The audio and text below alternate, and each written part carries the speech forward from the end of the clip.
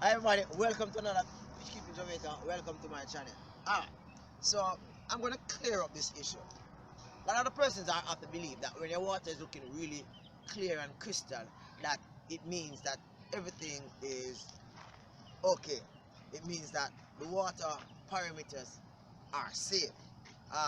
Newsflash, water color doesn't necessarily suggest that the water pH or chemical balance is as out it might look to you.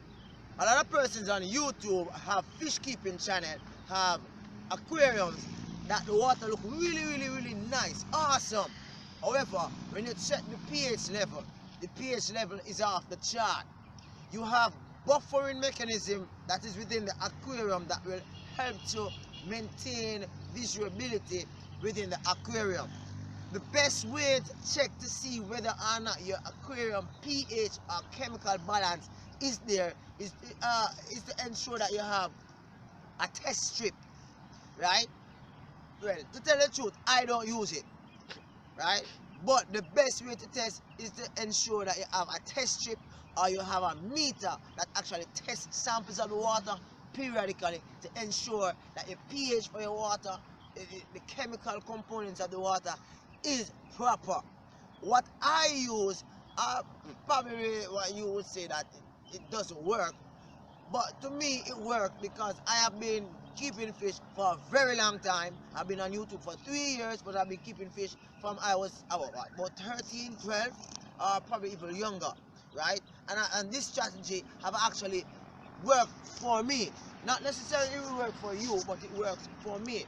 The number one strategy I have to ensure that my water pH is kept right is to ensure that I have buffering mechanism in it, yes, such as the different type of stone. For example, limestone can either bring your pH up, or it depends on the amount, down, right? Also, the use of plants, right? Plants actually consume some of the chemicals within your aquarium space, so your water might look yellow, it might look brown, it might look discolored. However, the pH is okay because you have a lot of plants there, and the plants are actually using the chemicals that exist within. When I say chemical, I mean the biological chemicals that comes after, you know, the fish. What you call it? Ammonia, nitrates, nitrites. It's a little bit more deeper than that, because sometimes what happens is that you're, you might put in a decoration, uh, and you might not be aware of this, but so I'm informing you. You might put in a decoration, for example, a piece of stone, a piece of brick, a piece of limestone rock. And what happens is that this limestone rock, this decoration, it either allow the pH to go too high, or it makes it too low. You might end up putting too much activated carbon in the water. What the activated carbon does is that it actually keeps the impurities of the water. It sucks it in, right? And when the carbon, when the activated carbon cannot hold anymore, it just releases back into the water. So when you find that you might have a aquarium that looks really crystal clear, and it holds all those impurities that will suggest that the water needs, parameters need to be adjusted. It will hold it, so therefore it will give you a wrong reading, right? And what will happen is that after a while, water looking clear and all that, you just ignore the fact that the water is, you know, need to be managed properly. And what you have is that when too much is in the activated carbon, it coming like a plastic bag being filled with water. When too much is there, it automatically just open up and everything just release into the water. So that's the reason why I always advise my fellow fish keeping friends, and even persons in whom I sell fish to. Yes, activated carbon is good, but you should ensure that you change the activated carbon cartridges, you change the activated carbon the pieces on a regular basis, which doesn't allow for the activated carbon to release whatever it collects within the water itself.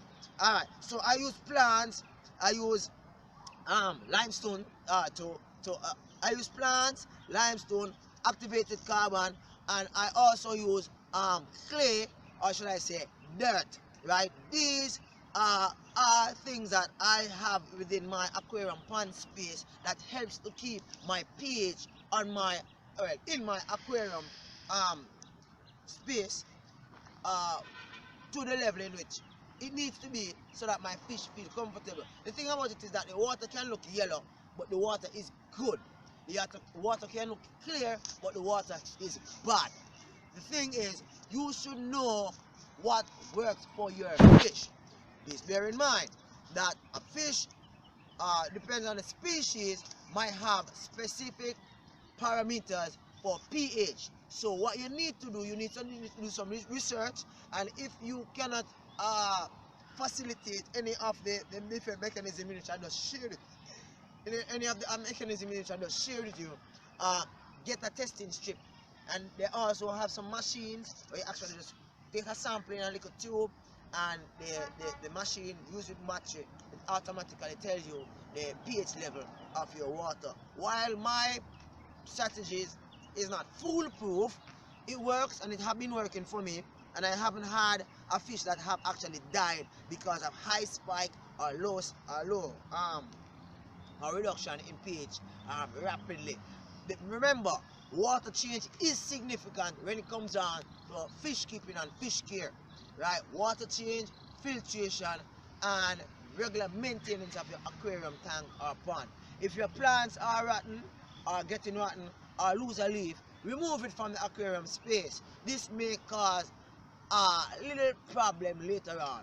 Whilst you might not see it with your eyes, but you will see it on the fish. Thank you very much for stopping by. Riley here. Bye bye for now. Cool.